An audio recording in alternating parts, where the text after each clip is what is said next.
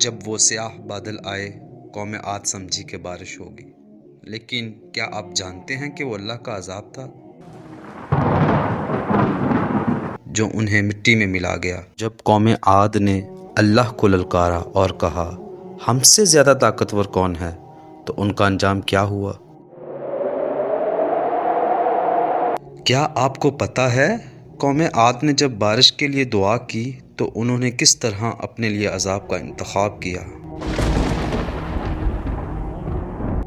قوم عاد ایک ایسی قوم تھی جو بڑے طاقتور تھے، 40 ہاتھ جتنا قد، 800 سے 9 سال کی عمر، نہ بوڑھے ہوتے، نہ بیمار ہوتے، نہ دان ٹوٹتے، نہ نظر کمزور ہوتی، جوان، تندرست و توانا رہتے۔ بس انہیں صرف موت آتی تھی اور کچھ نہیں ہوتا تھا، صرف موت آتی تھی۔ ان کی طرف اللہ تعالیٰ نے حضرت ہود علیہ السلام کو بھیجا۔ انہوں نے ایک اللہ کی دعوت دی، اللہ کی پکڑ سے ڈرایا، مگر وہ بولے اے ہود، ہمارے خداؤں نے تیری عقل خراب کر دی ہے، جا اپنے نفل پڑھ، ہمیں نہ ڈرا، ہمیں نہ ٹوک، تیرے کہنے پر کیا ہم اپنے باپ دادا کا چال چلن چھوڑ دیں گے؟ عقل خراب ہو گئی ہے تیری، جا اپنا کام کر، بڑا آیا نیک چلن کا حاجی نمازی، تیرے کہنے پر چلے تو ہم تو بھوکے مر جائیں۔ انہوں نے شرک، ظلم اور گناہوں کے طوفان سے اللہ کو للکارا، تکبر اور غرور میں بدمست بولے۔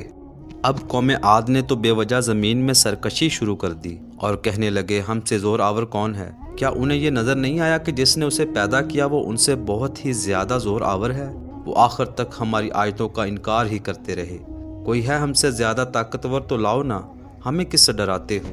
اللہ نے قحط بھیجا، بھوک لگی، سارا غلہ کھا گئے، مال مویشی کھا گئے، حرام پر آ گئے، چوہے بلی کتے کھا گئے، سانپ کھا گئے، درخت گرا کر اس کے پتے کھا گئے، بھوک نہ مٹی، نہ بارش ہوئی، نہ قطرہ گرا، نہ غلہ اگا۔ پھر تنگ آ کر اپنا ایک وفد بیت اللہ بھیجا۔ ان کا دستور تھا جب مصیبت آتی تو اوپر والے کو پکار اٹھتے، جب دور ہو جاتی تو اپنے بتوں کو پوجنے لگتے۔ بیت اللہ وفد گیا اور کہا کہ ہمارے لیے اللہ سے دعا کرو کہ بارش ہو جائے۔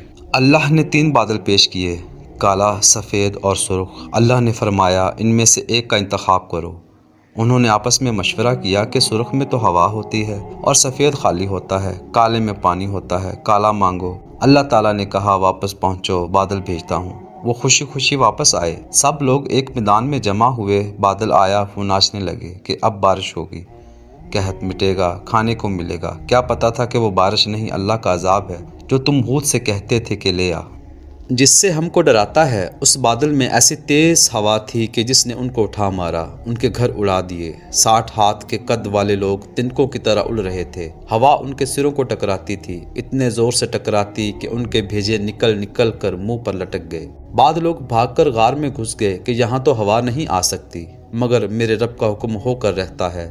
ہوا غار میں بگولے کی طرح داخل ہوتی اور ان کو باہر اٹھا کر پھینک دیتی۔ اللہ نے فرمایا کیا کوئی باقی بچا ہے؟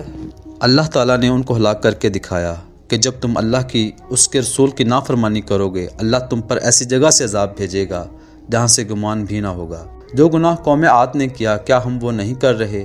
کیا ہم اللہ کی حدوں کو پار نہیں کر گئے؟ کیا ہم نے اللہ کو اپنی نافرمانی سے نہیں للکارا ہوا ہے؟ توبہ کرو، اللہ سے ڈرو، قرآن پڑھو۔ جن گناہوں کو ہم معمولی سمجھتے ہیں، اللہ نے ان گناہوں پر پوری قوم زمین بوس کر دی ہیں۔